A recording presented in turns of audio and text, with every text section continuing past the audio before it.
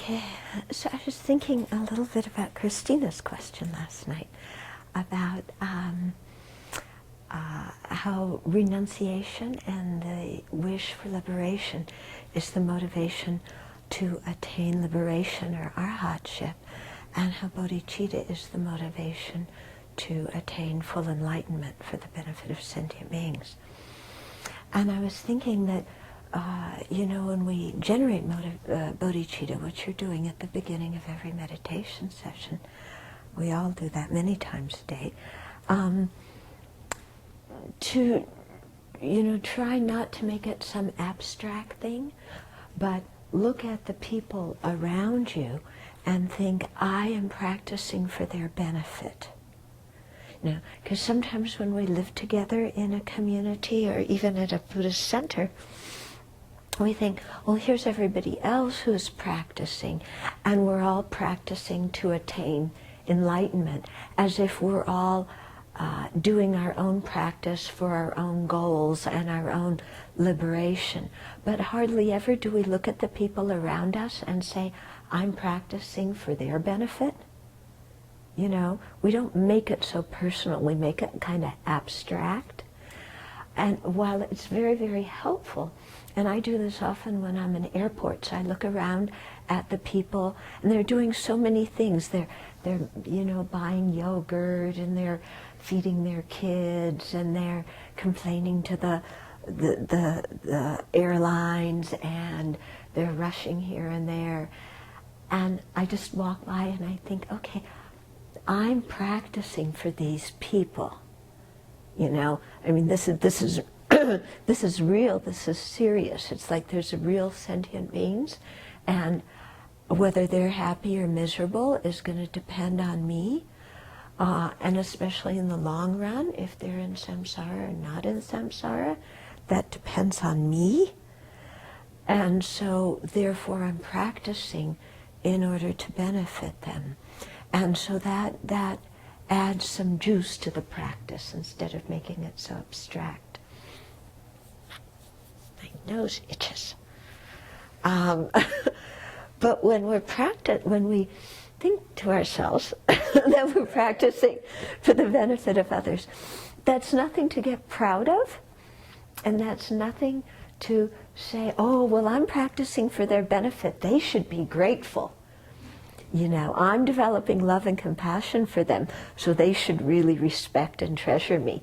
Or I'm doing the taking and giving meditation, so they should be happy that I'm thinking of them and taking on their suffering. We should not think like that, okay? That is not the proper way to think, because clearly bodhicitta has to be free of arrogance and expectation and the worldly dharma of wanting reputation and approval and praise for what we're doing. Okay? But just to really practice for that long-term goal of enlightenment, for the benefit of each and every being around. So when you're taking walks and you look at the turkeys, you look at each turkey, and I'm practicing so that I can help this turkey be free of samsara. Because this turkey hasn't always been a turkey. They once were my mother. They once had all the mental faculties that enable us to speak and to each other in the same way we speak and communicate with each other. They haven't been some turkey their whole life. Okay, well, this life, but they're all of their existence. And and we've had this relationship, and they've been kind, and so what I'm doing is important. My practice isn't just for me.